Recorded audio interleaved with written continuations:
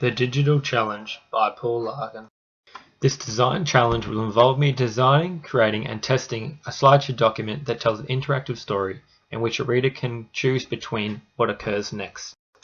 I will explore and use a range of digital systems with peripheral devices for different purposes. Investigating the problem. I researched different websites on how to correctly use digital pick-your-part stories. Milo's Big Adventure. As you can see here, this is my character Milo at the airport.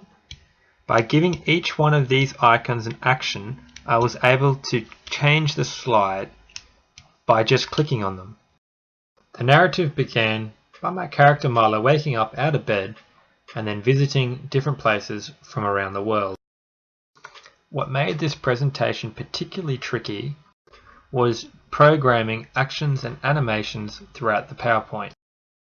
This involved selecting an image and then clicking Action, which was under the tab Insert. The animation program was also difficult. It involved moving an image from its current location to the bag. The red arrow was placed on the bag so that when I clicked on the hat would then move along that tangent until it reached the bag. I did this by clicking on the animation pane icon. After clicking the image, I was able to manipulate how the program would function.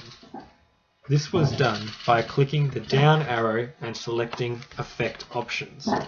From this, I was able to hide the animation after the effect and manipulate the action through timing. Here is Milo in Africa. So for instance, if I clicked on King of the Jungle, Milo would go to this page.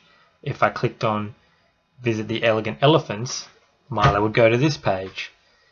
And if I clicked on Visit the African Plains, Milo would go to this page.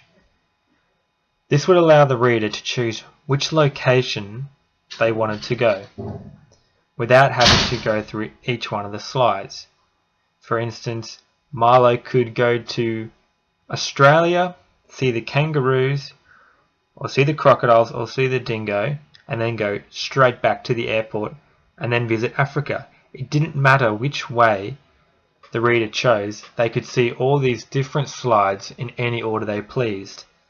This allowed the reader to feel more free in his choices. As you can see in this image, down the bottom right is a click here to fly back to the airport. I did this so that the user could decide if he wanted to go see another location or if he wanted to continue on with that specific order.